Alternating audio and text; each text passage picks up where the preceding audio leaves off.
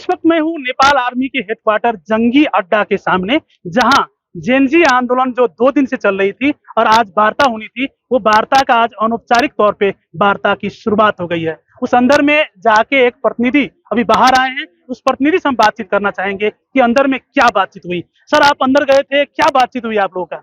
हम लोग अभी जा रहे हैं, लेकिन वहाँ लोग जो पहले जा चुके हैं, लेकिन इस बात का शुरुआत मुझसे हुआ था।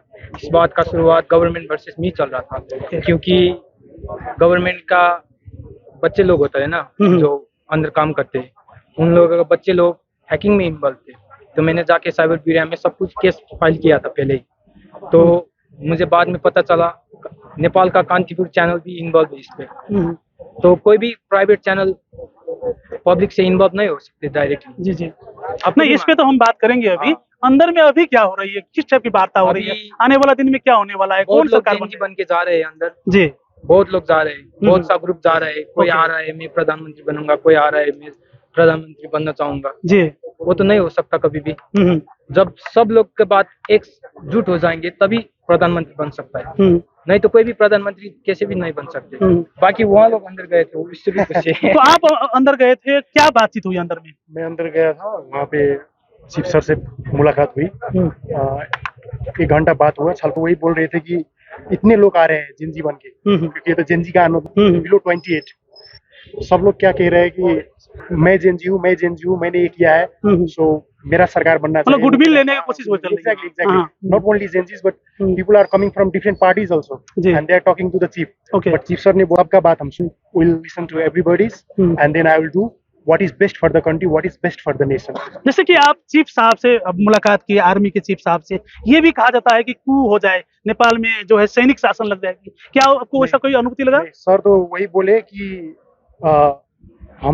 हम चाहेंगे कि सब कुछ हो जाए, सब कुछ मिल, मतलब वो डेमोक्रेसी के ऊपर जो है समर्पित है। Yes. Okay. He is wanting that everybody come and we'll listen to everybody and then we'll form the government. But if nobody will come, if public will not get satisfied with what they want, what Genjis want actually, then we will not form the government. And what we will have जैसे कि आप भी एक Gen Z के युवा पुस्ता है, यहाँ जितने हम देख रहे हैं सारे जेनजी के लोग हम देख रहे हैं यहाँ पे।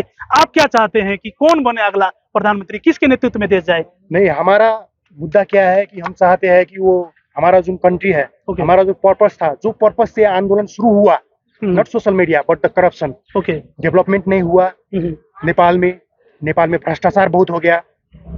तो ये सब ना हो, जितना डेवलप होना हो सकता है नेपाल को हम डेवलप कर सके, हम सब लोग हैप्पीली रह सके, बिकॉज इतना पोटेंशियल है, Nepal has lots of potentials and we want to do it with our own way and wills, not the interventions of other peoples and other countries. तो किसी व्यक्ति केंद्रित ये आंदोलन नहीं, व्यक्ति केंद्रित आंदोलन था। हम लोग चाहते हैं, हम सब यूथ चाहते हैं कि नेपाल में सुख समृद्धि शांति आए। जितना लीडर्स था सब लोग प्रॉमिस बड़े किए, काम कुछ भी नहीं हुआ है। They have not done a single work for the Nepal.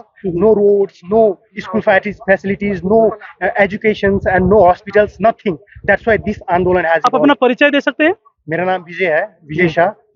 मैं पेशा से बैंकर हूँ, बट ये देश पर इतना लगाव है, सो हम लोग ये देश के लिए कुछ भी कर सकते हैं। We can die for. तो ये थे विजय शाह, जो अंदर में अभी आर्मी चीफ से मुलाकात करके आए और आर्मी से उन्होंने बात भी करा, और उनका एक ही कहना था कि नेपाल आर्मी के हेड लोकतंत्र के ऊपर समर्पित हैं और वो ये चाहते हैं कि आधिकारिक जेनजी नेता कौन है उनसे हम बात करें, और अगले आने वाला दिन में हम जो है ये नई सरकार बनाने की बात करेंगे। कैमरा पर्सन अनंत कुमार के साथ Virendra KM, ABP news, Kathmandu.